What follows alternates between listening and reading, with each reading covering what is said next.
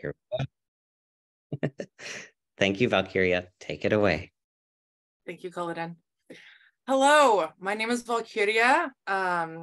My full SCA name is Valkyria Okundum the Quarter Crazed, which comes from my parents, Belladonna Okundum and Abdul the Half Crazed, which I enjoy very much. I use they, them pronouns. I was born into the SCA in Madrona in Ontario, and right now I live in Clundara here on Ramaytush Ohlone territory in San Francisco. I am going to be presenting on strategies for supporting Indigenous sovereignty. I just got back into the SCA within the last year, and I went to court, and the first thing that popped into my head was, why are we not doing land acknowledgements at court? Those seem like bread and butter to me. So I contacted NISA and asked if we could start incorporating land acknowledgements and other strategies into how the West is run. NISA fortunately said yes, and here we are. This is a part of that initiative. So I am going to share my screen so that we're going to do a slide presentation, and then we'll come back together and do some questions at the end. I might go a little bit fast because we're short on time through it, but there will be a recording. And if you have any questions, please put them in the chat, and hopefully the rest of the presentation will answer those questions. But if not, we can talk about it at the end. So let's get going. Okay, can you all see my screen? I hope so. Yes, I believe so. Thank you. Okay, so as I said, this is strategies for supporting Indigenous sovereignty within the SCA. This is my name. Oliven.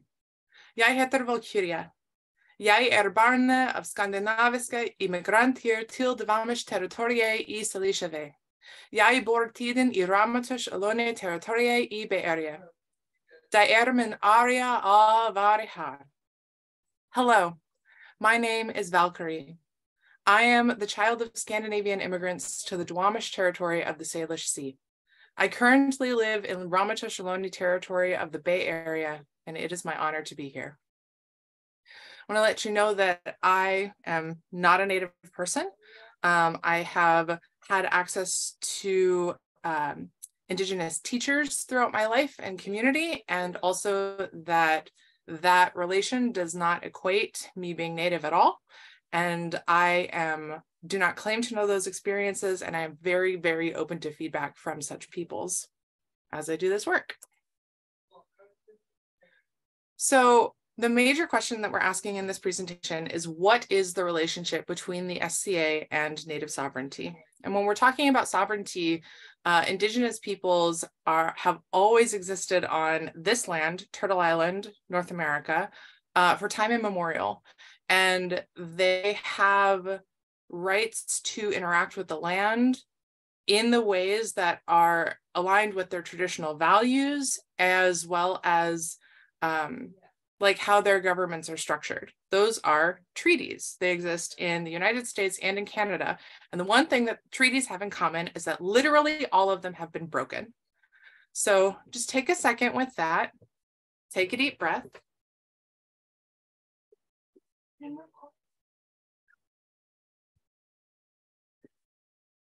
And so we're going to talk a little bit more about how the SCA comes into that. So the SCA aims to use allegorical living history as a vehicle for both escapism and education. Players create a narrative of, quote, a pre-17th century world with a focus on Western European constructs of, quote, Middle Ages and Renaissance. And I got that quote directly from sca.org.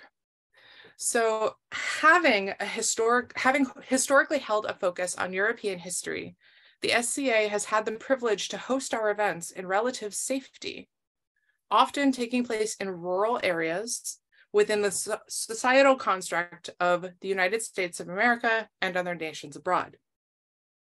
This relative safety exists not only within the context of the colonial nation in which it's taking place, but also the lands on which the kingdom's claim and events reside. These lands traditionally belong to Indigenous tribal nations. With this, we also have the power to embody a living history that acknowledges the impact we have as people who are not native, who might not be native to this land, and celebrate in a humble and respectful manner. We can honor truth in history through alignment with Indigenous sovereignty, past and present. So I want to share a story that came up from a conversation I had surrounding the creation of this presentation. Someone in my community in Ontario, so my community of origin, sent me a message. And this story comes from over 10 years ago. So my hope is that things have changed, but if they haven't, I wanted to highlight this. She said, "I love you. I wanted to share this kind of information when I was in the SCA.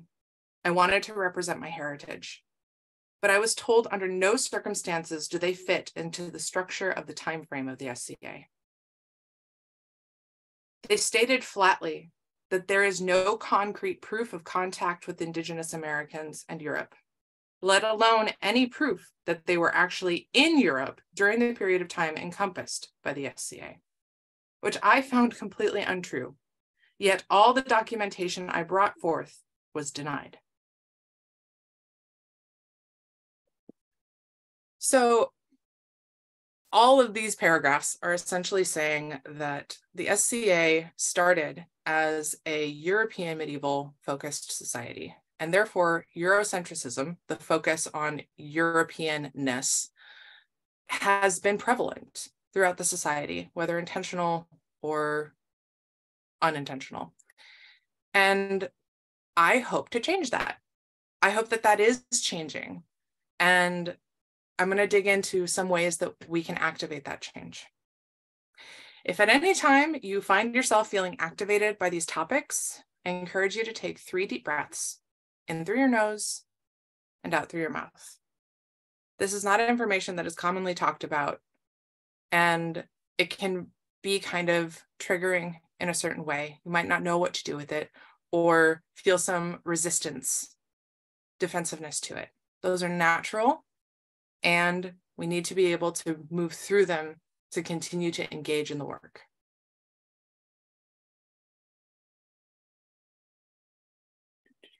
Oops. So, how can the SCA support Indigenous success?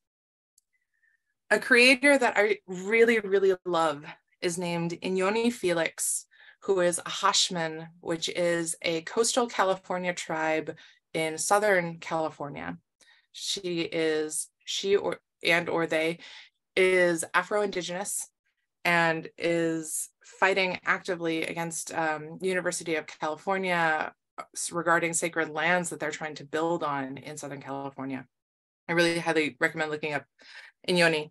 There was a quote that I saw in their work that I wanted to highlight because it helped me open my eyes. There is a difference between wanting to help marginalized people and wanting marginalized people to succeed. So sometimes when we have the desire to help, we come in forces blazing and we have all the ideas and we want to make impactful change, and we don't listen to what people of those marginalized identities are asking for. We're not listening to their strategies, which they know will work coming from their context. So I would love us to figure out how we can support the success of Indigenous sovereignty. Here are some strategies.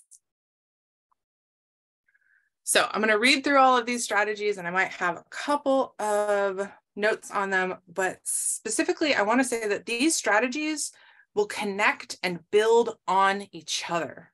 Some of them are already being enacted, but they're not meant to be utilized in isolation. I wouldn't just pick one and then call that good. In tandem, they are going to have the most impact. And so I'm going to be referencing how they work together. So let's start with the upper left with donations. Oh, and I was very proud of myself. These are our essential, our structural strategies. So donations. we can donate to Native organizations that are aligned with the values of the SCA, things like theatrical or cultural preservation, land or climate or carbon offsetting based organizations. It is actually hard to donate to tribal governments sometimes because they are governments, right? Like, think about trying to just donate to the government wholesale. It's not as easy as it sounds. And if we are acting and interacting with them as sovereign nations, that's going to be harder than finding a Native organization that is Native run, is for Native people, that really aligns with what the SCA is also trying to do. I'm reminded, of course, I didn't pull up their title right now, but I can drop it in the chat later. There's like a South American dance troupe that does ritual in full regalia and will do it publicly sometimes. And so like something like that. So the third point under donations is that we're also looking at charter-wide.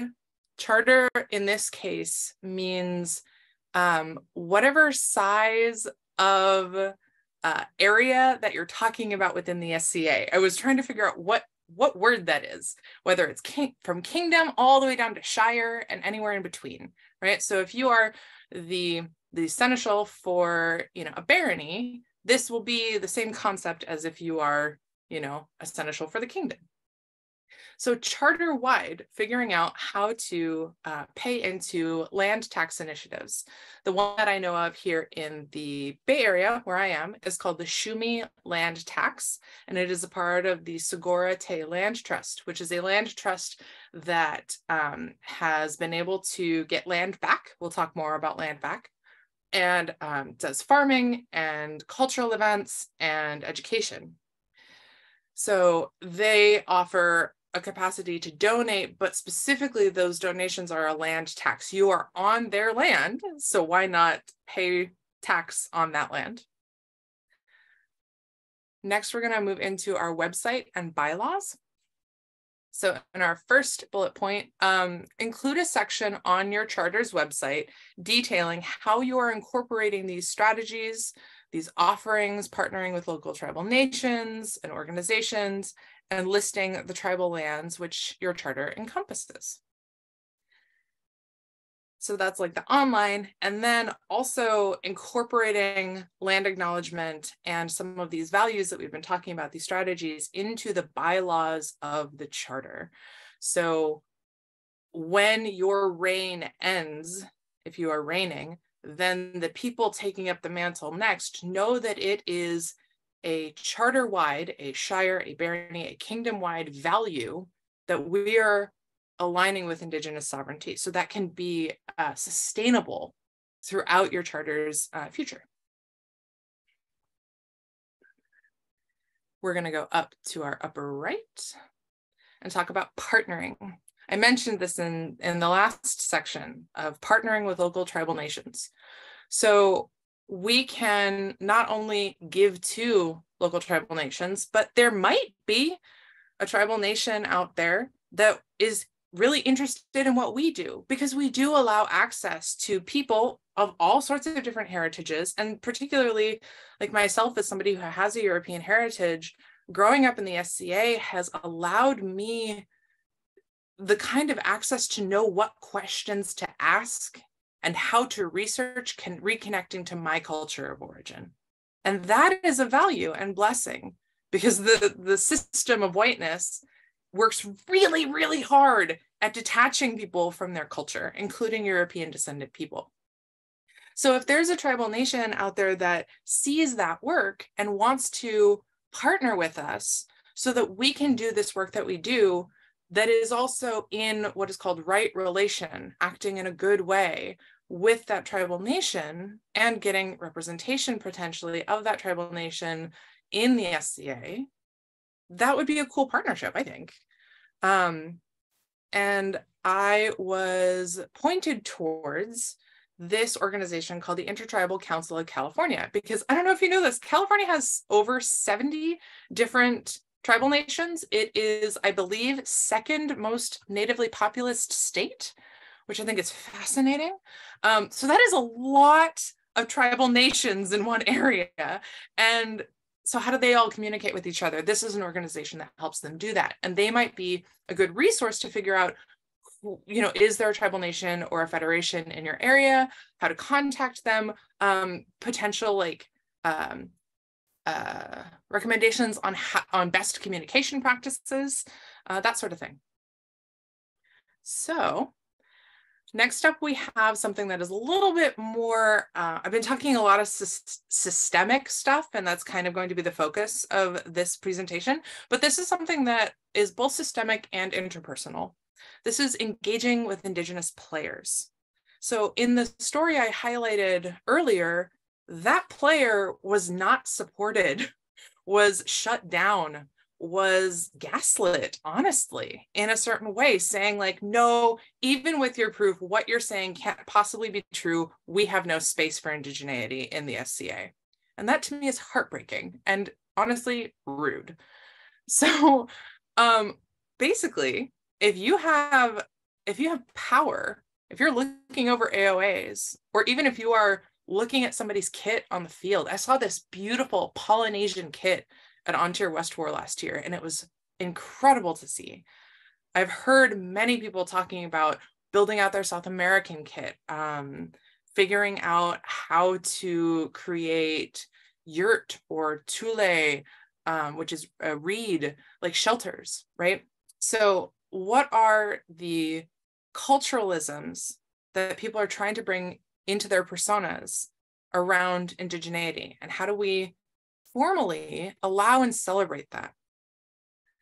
How do we invite involvement and consultation from our Indigenous players?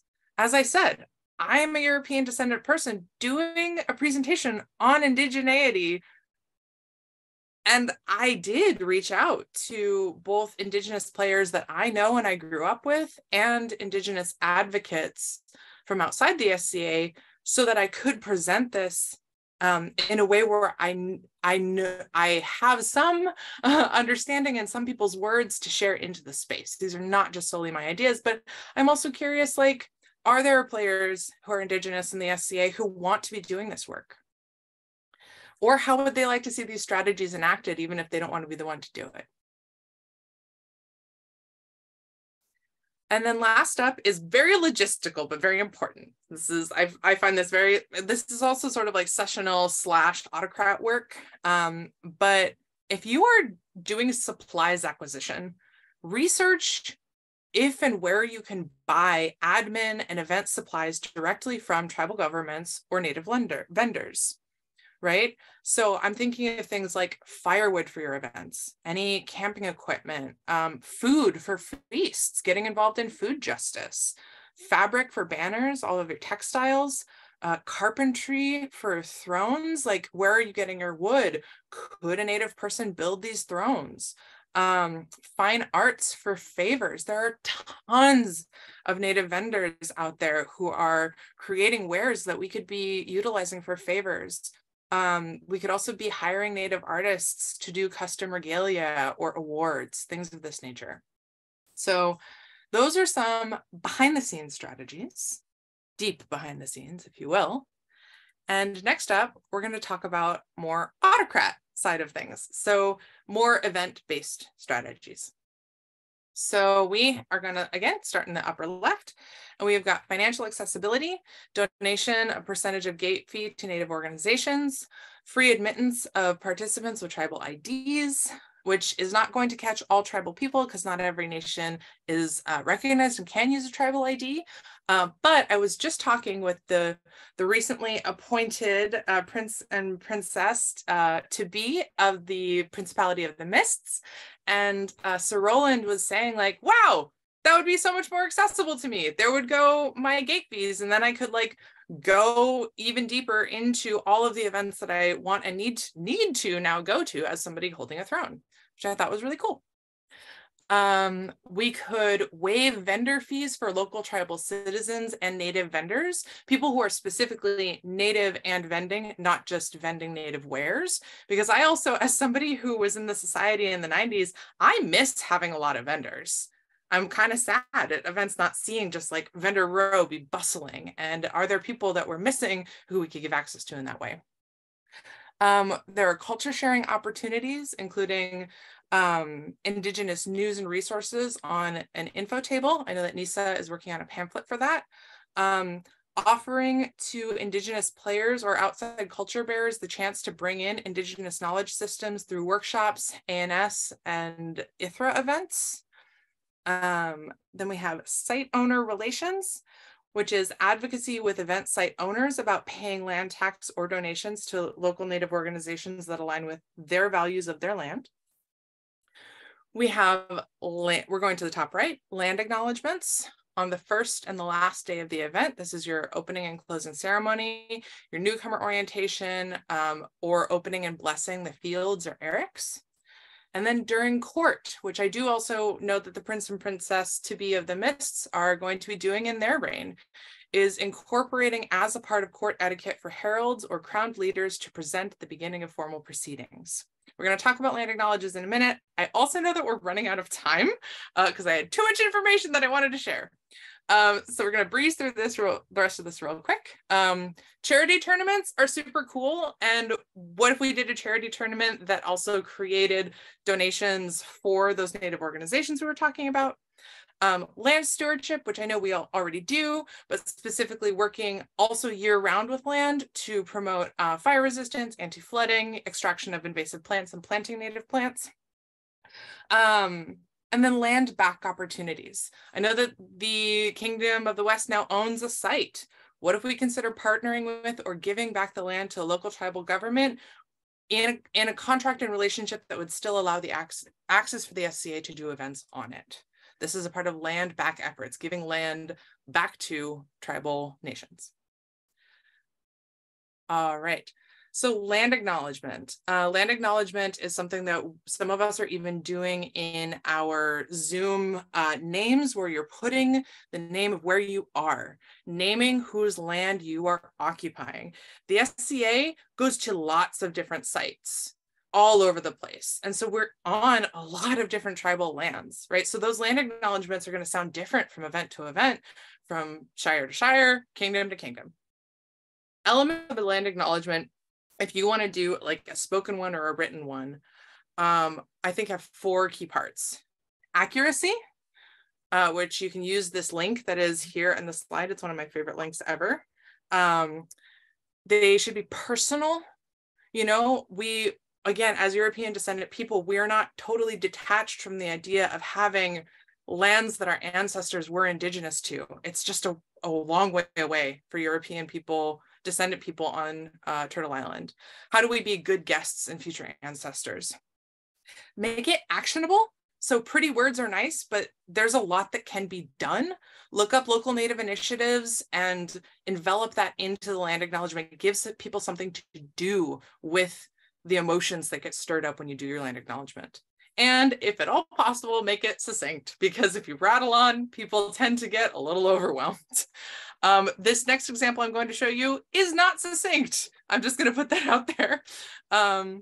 But this is one I really love. It was created by Abel Gomez, and it is San Francisco Ramaytush Ohlone based. And what I really love is it acknowledges the relationship between the nations that are around it based on the 4 directions, because a part of Indigenous thought is relationality. All things are interconnected. I'm going to speak this aloud real quick. So it says, this land has been home to Ohlone peoples for more than 10,000 years. We acknowledge the Ramaytush Ohlone, the Association of the Ramaytush Ohlone, neighbored by the Muwekma Ohlone tribe and the confederated villages of Lishan Ohlone in the East Bay. To the south, we acknowledge the Ama Mutsun tribal band and the Indian Canyon band, the Costanoan Rumsen Carmel tribe, and the Ohlone Costanoan Esalen Nation. To the west, we acknowledge the great Pacific Ocean that has connected peoples along the coast and across the waters for generation upon generation. To the north, we acknowledge the Coast Miwok, who, along with the Southern Pomo and the Federated Indians of the Groton Rancheria. This land remains the home of Ohlone, Miwok, and other coastal California indigenous peoples. It is also the home of many Indigenous peoples as a result of federal relocation policies such as Cherokee, Dene, To'ona O'odham, and the other First Nations, and the heart of important Indigenous political movements, including the historic occupation of Alcatraz Island in 1969 as a part of the American Indian movement. Today, this land is also home to Indigenous migrants from the South, including Mixtec, Zapotec, and Maya. We honor their ancestors, elders, and community leaders past, present, and into the future. We speak these words to honor the Ohlone peoples and invite all here to reflect on their relationship to the histories of this land and her peoples. Today, San Francisco remains among the top 10 cities with the highest rates of missing and murdered Indigenous women, Two-Spirit, and girls. We also wish to mention that at this time, the Amamutsan tribal band is working to protect Juristak, a sacred place in Santa Clara County, from a massive mining development. We invite you to get involved and do your part to work with and support Indigenous struggles on these lands. May the balance be restored. So you might be asking yourself, where can I find out more? And here are a handful of resources. These are predominantly just ones that I have mentioned or talked around during this presentation. There are links, there are articles, there are a couple of organizations. So I'm just going to give you a second to screenshot that if you want it. And to send talk. Thank you. Thank you so much for attending today's workshop. My mundane name is Valkyrie. My SCA name is Valkyria. You can find me on socials at KOE Creation. This was created in consultation with Karma Blackhorn, Canyon Sayers Roods, and Tamara Sok, and the land acknowledgement wording by Abel R. Gomez.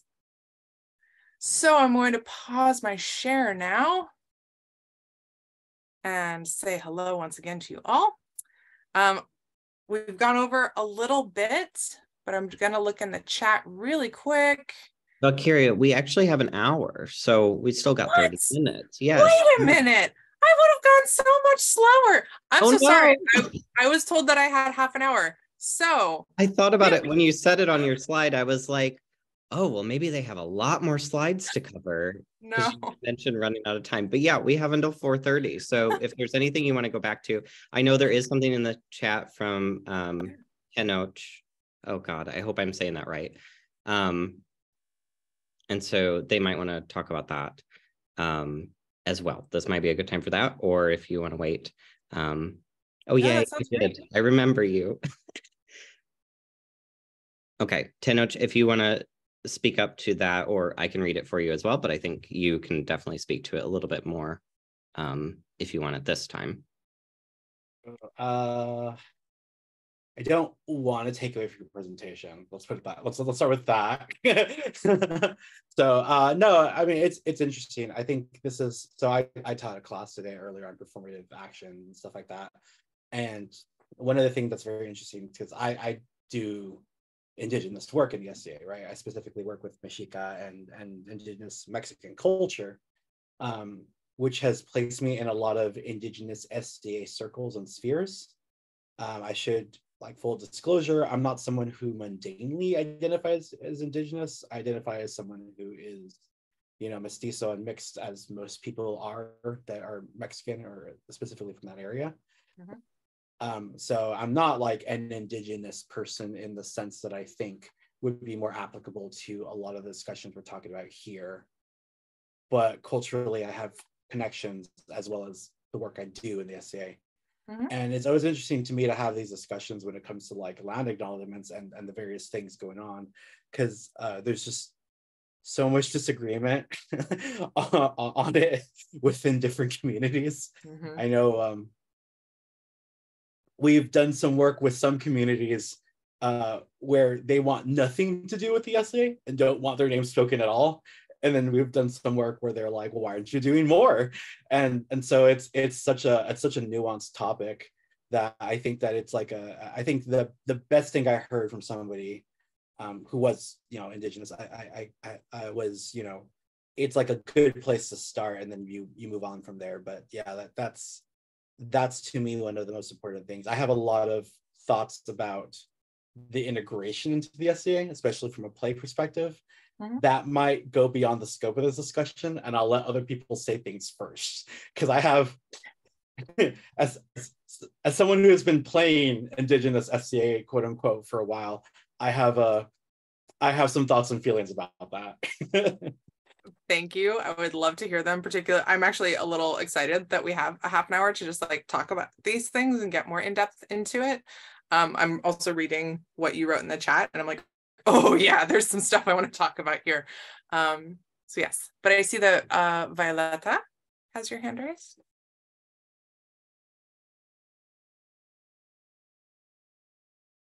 You are still muted, Violeta. Thank you. Sorry about that. Yes, I'm actually attending with my wife, who is Seneca. Her SCA name is Prima, but she wanted to comment on a couple of things real quick, if she may. So, Really? Hello. So this is Prima, but I'm actually, well, we attended. I was listening in on your class earlier, Tenok, your classes about the performative thing, and for me personally, this is just me. Land acknowledgement feels very performative because that's like the bare minimum. It's like, oh, by the way, we are on native land, FYI. You know, and then let's move on. So yeah, that to me is like, feels very performative. It was a really good class, Tenok, that Tenok did on performative stuff. So I highly recommend watching the recording. It's really good. I don't think he did a recording of that one. Oh, he didn't? He didn't, sorry. And this isn't to say that land acknowledgement can't not be performative. It's just something that would require a little extra to avoid that pitfall. Yes, and you mentioned reading the list of things. Oh, you could reach out to a local group, and I'm like, oh, the last time Europeans dressed like that reached out to the tribes, it did not end well. Oh, yeah, I was laughing that any sort of reaching out to a Native American group is going to have to open with, we know last time people said this sort of thing, it went badly, but we want to do it in a way that benefits you, and to just have that explicit acknowledgement of this is action that we're wanting to take to explicitly see their success, and not just help, like you said before, not just help, but succeed. And it's an awkward juxtaposition of issues, because again, last time it didn't quite go that way. And yeah, I couldn't help but think, I was like, oh, if any groups were invited to do anything such as, oh, let's do a dance or something.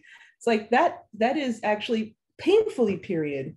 And that is why Native Americans were invited to European courts in the first place. So it's like, oh, I don't know.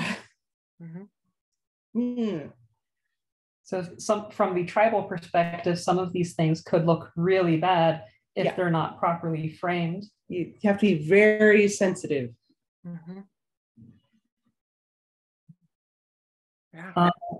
So yeah, that's mostly what I wanted to point out, is you have to be very careful with the interactions because it will look painfully like, are we doing this again? Really? Seriously? Yeah. Right. Absolutely.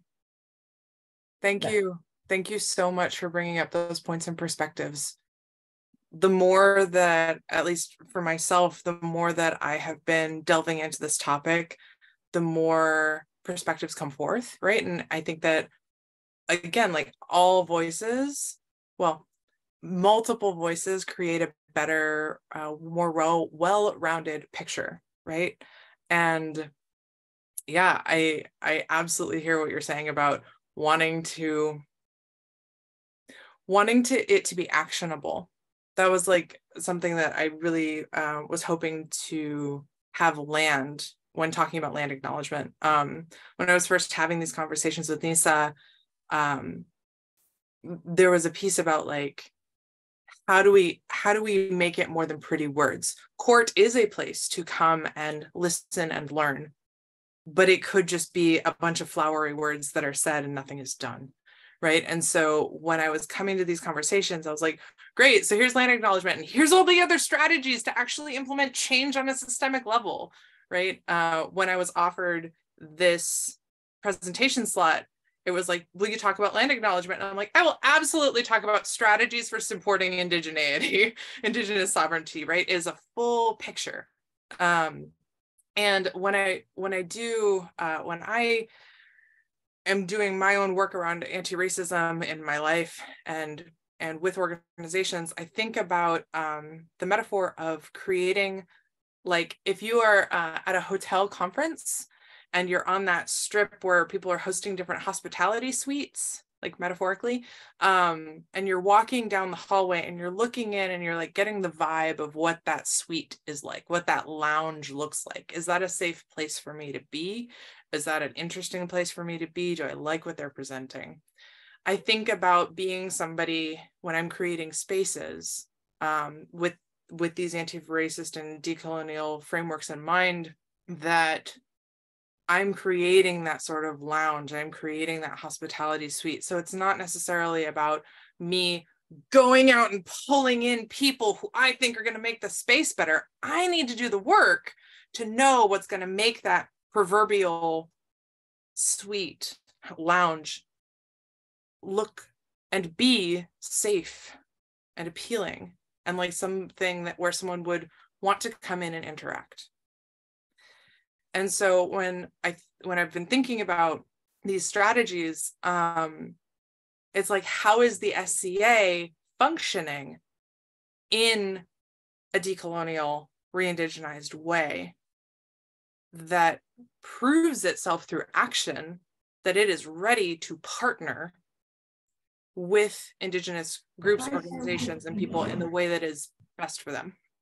So the creating a lounge room is an interesting analogy, but we do have to take it a little bit further. This is more than just us creating a lounge room. This is us creating a lounge room out of a room that somebody used to live in and had somebody else break into and abuse them and claim that room. And now we're trying to invite them back into that space. Obviously, there's going to be a lot more baggage, and it's going to be a lot more complicated than just saying, hey, you're welcome to come here. They may not feel welcome just by us saying you're welcome. So there's a lot of work to be done by us. And I think that you've made some very good suggestions that are going to be excellent starting points. But I will be very interested in seeing where it goes in the future. Absolutely. Thank you for taking that metaphor even further. I really appreciate that. And I agree. I absolutely agree. These are starting places. I hope that it was clear that there's not any one particular order, that these, like, if you get through step 1, then you can go to step 2, right? There's going to be multiple like avenues that are going to need to be taken somewhat simultaneously and some ahead of others to be able to do it in an actionable way and not a performative way. And also, maybe not all of those strategies are going to be successful. One of the people, my friend who also grew up as a child in the SCA, who is mixed Indigenous American and European American, they were talking about the idea that, like, I was like, well, reaching out to tribal governments, and they're like, no, like their quote was, I could see that taking a lot of energy that very likely is not going to get anywhere, which is why their suggestion was Native organizations that have some alignment or resemblance to what the SCA already does. So that's where that piece of information was coming from. Yeah, that's something that I know that I've experienced, as far as I've been pretty fortunate to interact with quite a few people who are in the SCA. Either they're mundanely Indigenous and play in the SCA as a, with a European or a non-Indigenous persona, or they do both. And even there's a lot of us that are, that are Latina, who are Hispanic, who Indigenous culture and Hispanic culture is a very complicated subject that we don't have time to get into here. But definitely, there's definitely, the whole decolonization movement at the very least is a pretty good overarching thought when it comes to that. And the opinions are so varied, and it's just the approaches are also so varied. But one of the things that we've learned the hard way is individual work is not sustainable. It's not sustainable, and it's also like it's a lot of labor, and I that's kind of some of the thoughts I have on that. And I think that there's kind of like the how do we go from, I taught a class, I feel bad, I didn't record because it was the first time teaching it in that way, and I wanted to be open for people to talk freely. I was nervous when we're being recorded and things like that. But one of the thoughts I tried to share with them, what we were talking about, is like having a realistic understanding of like the scope of our actions and abilities and resources and what have you. And one of the things that takes things from being performative to actually being effective is kind of being able to see, the after effects of the change. So, we can do the thing, but like what's going to happen afterwards. And so that's what I know that a lot of the Indigenous people I've spoken with, that's kind of the frustration with the land acknowledgements. It's like, oh, well, we said the thing, but like, okay, we did it. We checked it off, as opposed to like, well, we brought it up and now there's some resources or information on like how to engage with that, or how to like, and I want to be clear, like, we're not going to solve that problem today. That's not a problem that's going to get solved in this conversation. That's not a problem that's going to get solved tomorrow either. It's a bigger discussion that involves so many different working parts. But I think it's finding a way to like provide resources for people to come together. So that being said, I will kind of like shamelessly plug that our Indigenous SCA kind of already has a space where we've been doing this. Like that we have like our own Facebook groups and stuff. I will be clear that some of them are Indigenous only. Some of them are very strictly Indigenous only. And some of them are like focused on specifically like any Latin American, or, we have one that's focused specifically on scholarship for Mesoamerica, which is what I specialize in. But we also have symposiums. We have Wapawa, which is our yearly symposium specifically focused on Indigenous SCA and what have you. And that's kind of the flip side. And that's my other comment that I made in the chat, where it's like, it's not that we haven't been trying to integrate for lack of trying into the SCA. It's kind of like a lack of support. There definitely is the feeling sometimes that it needs to be a white identifying person doing the work for it to matter, for it to get acknowledgement in the SCA is kind of one of the uncomfortable truths of the matter. I know that that's not a fun thing to say out loud, but that's kind of one of the things that consistently is like a feedback from the community is that it has to be the voice is not heard if it's not a white voice. Is kind of a problem, and that's a thing for a lot of groups. I know the Middle Eastern community has feelings about that too. I have some very good friends that are mundanely Middle Eastern and part of the Middle Eastern SCA community, and they also have some thoughts about that too. Like it's not unique to this situation, but I think it's highlighted so much more is because this, along with a lot of the African cultures, are kind of like the last holdout as far as integration in the SCA goes, in my opinion. These are kind of the last two major groups that haven't really been fully accepted and developed. And that's kind of one of the problems, is that if we're being honest, those other groups got integrated because white Scadians did it first. And we're at a point now where we see that as problematic, to put it mildly. And I would say that a lot of Indigenous Scadians would not be comfortable with white Scadians being the first people to get recognized for the work they do. To put it mildly, to put it very mildly. Yeah, absolutely. Thank you for bringing all that up. Like, I at least, and also like, again, as a white person being the presenter of this, I was like, I am curious where the work is and how I can be in alignment with it, right? So if there is work that I can use my privilege as a white person to help with, I'm absolutely here for that. I'm not here to try and supplant any work that's being done already. And yeah. From what I understand, your assessment from 10 years ago was dead on for how it was 10 years ago. We started playing about 7 years ago, and that was when the very first couple of people were starting to push Indigenous personas and research and integration into the SCA. And in the past 7 years, it's improved a little bit, but not a lot. There's still a long way to go. We had at not the last Penzic, but the last pre-pandemic Penzic, there was a person doing a lot of Native American stuff and Indigenous stuff and holding classes about Indigenous stuff. And there was actually some pushback on that, which was infuriating to hear. So obviously there's still work to be done in that regard. Absolutely. Thank you for that perspective. I took a break for about 10 years from the SCA. So I'm coming back and having a lot of knowledge that is older and then trying to see what is current. So thank you.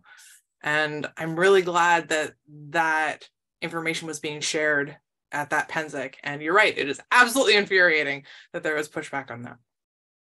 Yeah, and I think one of the problems also is this is we're being recorded, so maybe the statement will not be evergreen in that sense. I think within this space, this is kind of a like, we are on kind of the same page here, and not necessarily the people that need to be convinced otherwise, if that makes sense. Yeah. I think that's kind of one of the issues, is like whatever, and I've done a lot of these discussions and stuff like that, is part of the problem is I'll get a really receptive audience that's like, you know, either totally in agreement or kind of already knows all the material and it gets the gist. But then you take that outside of like the bubble of the work we're doing, and it's not always as well received, shall we say. Mm-hmm. You know, I've had what do I want to say while I'm being recorded? I've had multiple discussions with people like within my own like groups and kingdoms that are kind of, you know, they didn't want to acknowledge like a lot of the work I was doing at first. And it wasn't until I received some kind of recognition as far as like awards or like won competitions or anything like that. It wasn't until then when it was worth listening to or is worth valuing. Once I proved that I could provide value to someone else is when my value was like seen as valuable. And I'm glad to see that that's changing in some places. Another problem is that when we do inter-kingdom things, you know, we're not always speaking in where we're speaking from like our own local groups and stuff like that. And it's not always a one-to-one. It's pretty close, but it's not always one-to-one as far as cultures go. And the temperature of the room isn't the same across the entire SEA. Mm-hmm.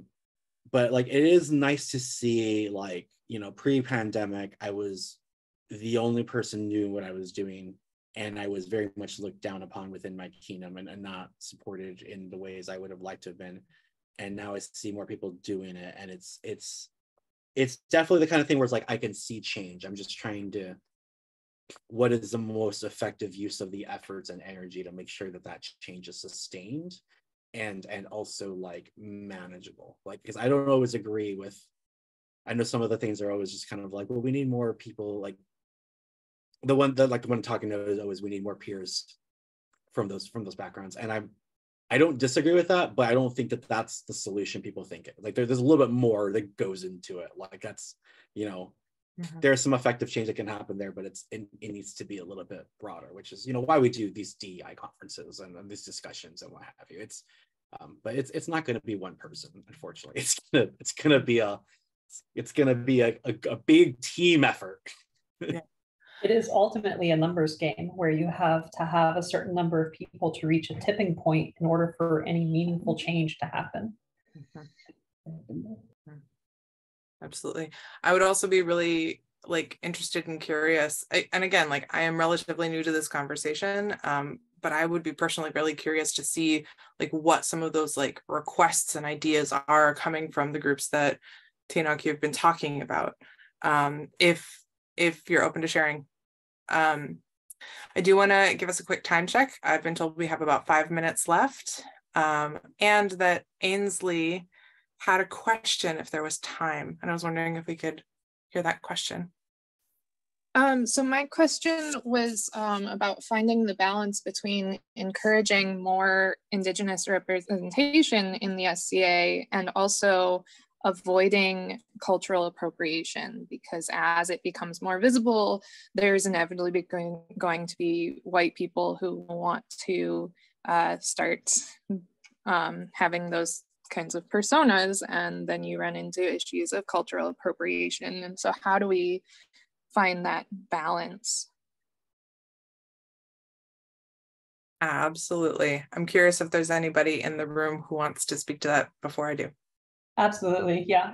So as a white person married to a person of color, I frequently person of color, an Indigenous person of color, I frequently have to address this issue because people are very curious about how can they enjoy a culture without being appropriative of that culture. And the two things that I always point out is that there's appropriation and there's appreciation. And appreciation is really fundamentally about learning about the culture, and learning requires being open to correction. So as people are becoming more curious about Indigenous cultures, they're going to explore and they're going to make mistakes. And so as they make those mistakes, being corrected and accepting those corrections is going to make the difference between being appropriative versus appreciative. And Prima's over here saying, gesturing wildly, wanting to say something also. Personally, I think it would be really appropriative if someone were to have a Native American type persona, especially if you did not even ask, because a lot of what people would regard as forms of the clothing is actually very heavily steeped in very almost hyper local religion and spiritualism. Mm-hmm. So it's like there's regalia, and people are like, well, there's regalia, and then there's your everyday clothes. I'm like, not really, no. It all has meaning. So I mean, if you want to do something even remotely tangentially related to that, I would say go for a trapper, or don't decorate what you're wearing, because invariably what you are decorating with, you probably will not know. And some of that is closed practice, which like closed practice is a big deal. You see a lot of people doing like the quote unquote Viking, who are like, oh, I see, it looks cool, I do a Viking. And they come in, they have their face painted. I'm like, oh, those lines, the chin lines, that's a closed practice. Don't touch that. Mm-hmm. There's a lot of that is closed practice that people are kind of walking all over. Mm-hmm. And yeah, there's a whole big thing. What makes Native American culture a little more tricky is that it is a living culture. And so as people are trying to become more curious about it, they run into the fact that this is a culture that is currently being lived and practiced. And if I may point out, a lot of the culture has been erased, honestly, legitimately erased. Mm-hmm. So we don't have a lot. Yeah. Yeah, cultural appropriation is everyone's favorite question to ask anytime I teach about the subject. And it's obviously a long answer. I always give people, if you want, like, I hate saying that there's like an easy solution or easy test, but I always tell people generally, like, look, are you comfortable doing it in front of a group of people from that background? Like legitimately, are you comfortable, like, doing whatever you are doing in front of people from that background? That's a good way to get at least like a mild check as to like, you know, the cultural appropriation of it. Because there's sometimes where like wearing a certain outfit, and I mean, I'm not speaking for every group or whatever, but like I'm thinking just like, you know, not even just like this situation, I'm thinking of like other cultures and races.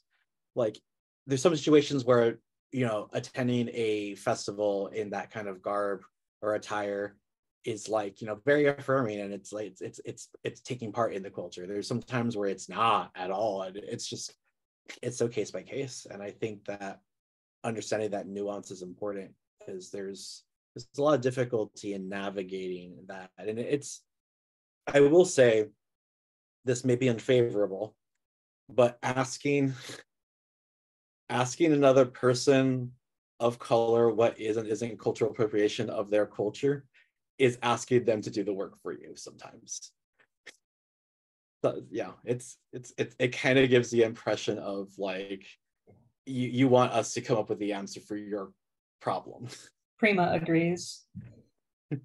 And I think really the initial question has to be, can I ask you about this? And then you can ask them if they say yes. But if they say no, then you need to find another source of knowledge. Mm-hmm. Dialogue. It comes down to dialogue. You got to talk to people from those backgrounds. You can't, you know, I know that hasn't always been a resource that's been available to people, but we live in a day and age where it's becoming more and more a resource available to people. Mm-hmm. So I definitely think that there is more. I mean, I've had people from literally all over the world like contact me because they want to make an Aztec kit. I don't love that term, but that's a whole other discussion. Yeah, but they want to make an Aztec kit, and so they contact me about that. And it's interesting to like, we're at a point now in just in general, we're like, yeah, I Googled your name on Facebook and it came up, and now I can like, which I don't recommend doing that to people. That I have a SCA for Facebook for that reason.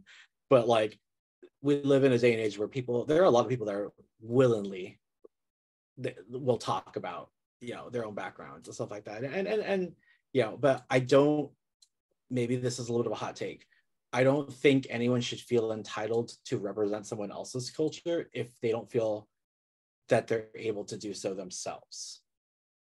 Mm-hmm. That's kind of, I think, one of the things that needs to get addressed is people need to be able to feel like they will be able to represent their own culture and be respected in doing so before we even start talking about like inviting ourselves to do that within the SCA, if that makes sense.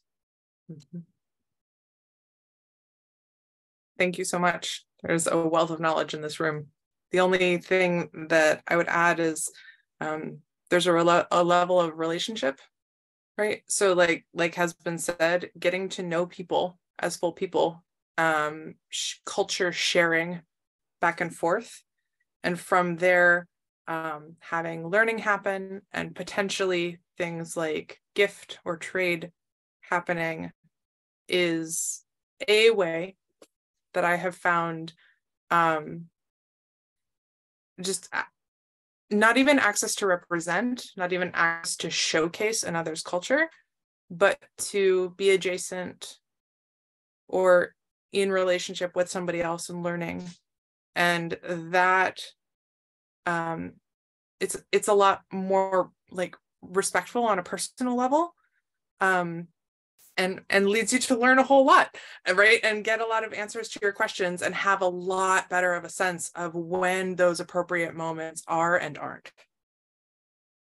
So yes, I completely agree with the last thing that I see in the chat, that I think this is a great way to start broadening this discussion within the SCA. I thank you all so much for being here, for lending your voices and your knowledge. And I hope to see you at events and continue these conversations. Again, I am currently in conversation with Nisa around some of these topics. I know that Nisa is open to them. And if you want to be the person doing that work instead or with me, I would be happy to do that. If you don't want me doing this work, please contact me. Let me know. I am very open to learning. It's just a need that I saw from my limited experience, and I wanted to do something about it. Hopefully to support success, not just help. Well, thank you very much for this class. We really enjoyed it. Cool. Thank you all.